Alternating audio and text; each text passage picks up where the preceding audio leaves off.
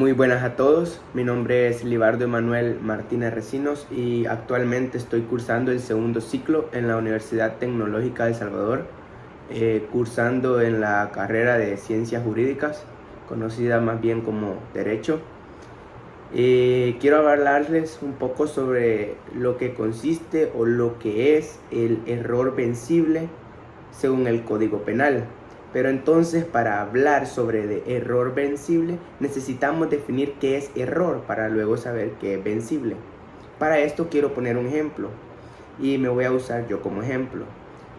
Supongamos que yo soy una persona que está aprendiendo a cazar, que sale al campo a cazar diferentes animales, puede ser conejos, venados. Ese no es el punto, lo importante es entonces que soy una persona nueva en esto de cazar, estoy intentando aprender y yo salgo al campo y quiero cazar un animal y de repente veo una sombra, veo pasar una sombra y le disparo. En este momento, cuando yo me doy cuenta, le he disparado a una persona, por lo tanto la he matado. Viendo esto, ha sido un error mío y según el artículo 128 de la Constitución, del Código Penal de El Salvador, el hecho de haber matado a una persona como homicidio simple, lo menciona, tiene como consecuencia la cantidad de 10 a 20 años en cárcel. Por lo tanto, ese ha sido mi error. Pero para saber entonces si este error es invencible o vencible, debemos acudir a la parte del código en donde nos menciona sobre el error invencible.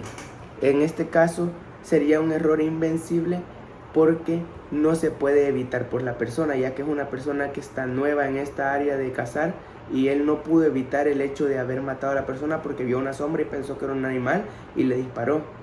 Pero ahora está el otro caso, de que este error, ahora ya no soy una persona, vamos a poner otro ejemplo, y ya no soy una persona nueva en esto de cazar, soy una persona que tiene mucha experiencia, que tiene licencias, que tiene diferentes herramientas que me funcionan para yo poder ser un cazador experto. Ahora, si yo le disparo y yo mato a una persona siendo cazador experto, este hecho no lo pude haber evitado porque era un cazador experto, por lo tanto es un error vencible.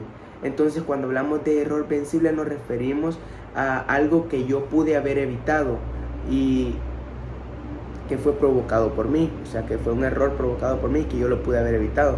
Pero entonces, ¿cómo podemos definir ese error vencible?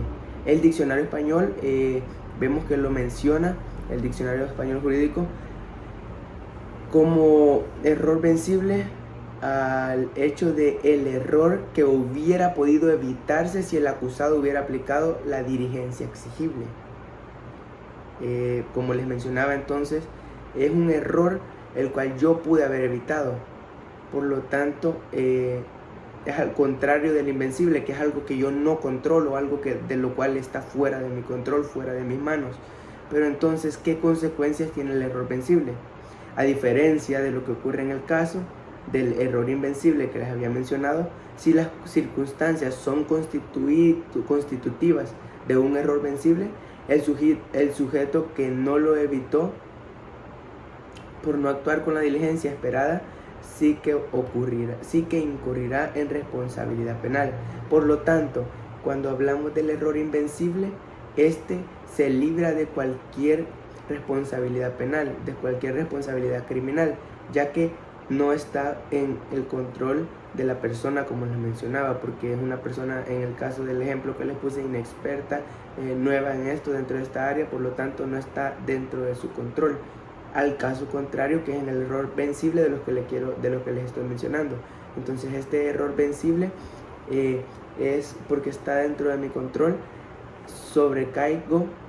caigo más bien en una responsabilidad penal por esto que pasó, porque estaba en mis manos, bajo mi control.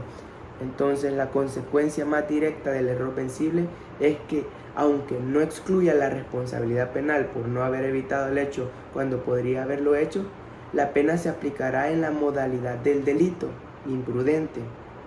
Otra posibilidad que podría barajar el juez es aplicar la pena del tipo básico de 1 o 2 grados menos. Esto dependiendo entonces del caso. En el ejemplo que yo les puse fue sobre la casa, pero hay diferentes sectores en los que podemos aplicar esto y en los cuales el juez va a aplicar, ya sea dependiendo de si es el error vencible o si es invencible. Esto quiere decir que si depende de mí o que si está fuera de mis manos o de mi control. Así que muchas gracias y espero este tema haya quedado claro.